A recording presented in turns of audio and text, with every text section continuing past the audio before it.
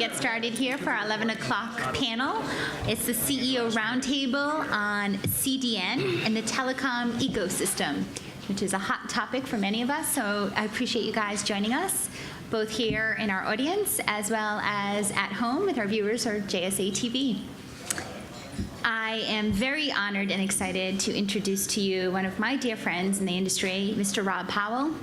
He's been inspiring me. I wake up every morning reading my Telecom Ramblings feed, and I know many of my clients here as well. So Rob Powell, if you don't know, he is the editor-in-chief, the creator of Telecom Ramblings, a spot-on blog about our industry. Rob's been writing about the telecom industry, internet infrastructure as well, since 2008. Although he's been pontificating on the subject in private long before that. He spent the 10 years spanning the dot-com boom and bust as a software engineer at Bentley Systems and has a master's in chemical engineering from Princeton.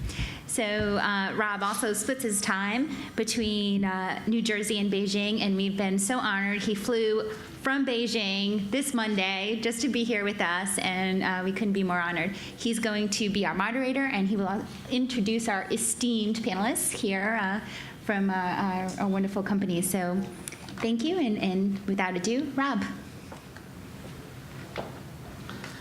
Thank you, Jamie, for the kind words and for the invitation here. I've tried to make it to every telecom exchange I've been able to, so it's always a pleasure. On this panel, we'll be discussing the relationship between content delivery networks and the telecom and internet infrastructure ecosystems. The rapid rise of mobile data and streaming video has raised the importance of that relationship, I think, and in some cases we've seen network operators build or buy CDN infrastructure to complement their offerings, and others we've seen CDN services positioned closer to the cloud. I'm curious in general as to which of these ways we should be thinking about content delivery going forward, or are both correct.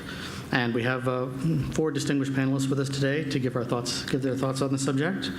We have Shawn Mills, who is the president and founder of Greenhouse Data, who operates data centers out in Cheyenne, Wyoming, as well as Newark and Portland.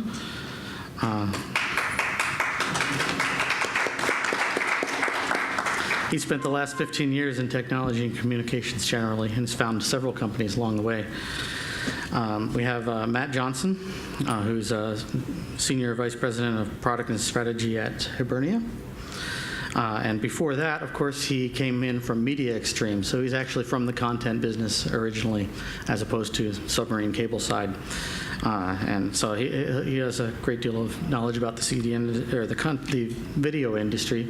It's not necessarily content delivery at that point, but maybe it is now, I don't know. We have...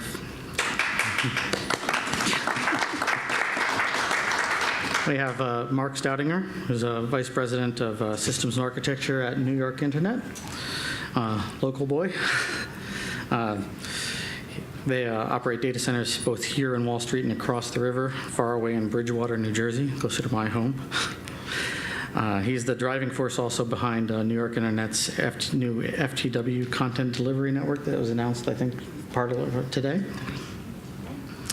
And we have Les Williams. And we have Les Williams from Telx, who's the Vice President of Product, Interconnection, and Ethernet Exchange. And in the CDN world these days, there's a lot going on when it comes to interconnection between different parts of the internet, between content and eyeballs, and Telx has been at the center of that for a long time. So it looks like we have a group of people that can tell us a lot about it. So the first question I'd just like to start off with is simply, today CDN serves such a large fraction of the world's content to end users. When we think of the internet, a lot of it is coming from content delivery. What do each of you see as the role of the telecom infrastructure ecosystem in supporting the growing demands of content on the internet? Should there be better integration between the CDN world and the networking data center world, or is it the way it should be right now? So From my perspective as a service provider of infrastructure as a service hosting company, we're pretty pleased with the direction that the CDN market has come. You know, it's serving well over 50% of the total traffic that's happening out on the internet. And you know, when you see statistics of Akamai delivering 4.7 terabits a second for World Cup games, I mean, that is a massive amount of data that's happening in the CDN space. And so what we have done and what we see is partnering with the providers of the content delivery networks to deliver our services in a better fashion. Really, ultimately, for our customers, allows us to deliver the right product for them so that we can deliver, you know, the suite of services that they need to deliver their content fastest, you know, safest, most protected fashion. So we're pretty pleased with where the service provider market goes. I'm certainly interested to hear how new entrants into the market of delivering CDN could ultimately potentially benefit our customers and, you know, the internet at large. And I would agree with that. I think what we're seeing from customers today is that they're looking to take basic building blocks and integrate them more closely with the services that they're delivering. And the big shift that's occurring is that they're moving a lot of the authoring tools, the processing, and things like that into the cloud. And so they need a network that's a little bit more aware and integrated with what's happening in the cloud. And the CDN is kind of a nice glue, if you will, to kind of mesh the two technologies together, networking technologies and the media processing capabilities that are occurring in the cloud.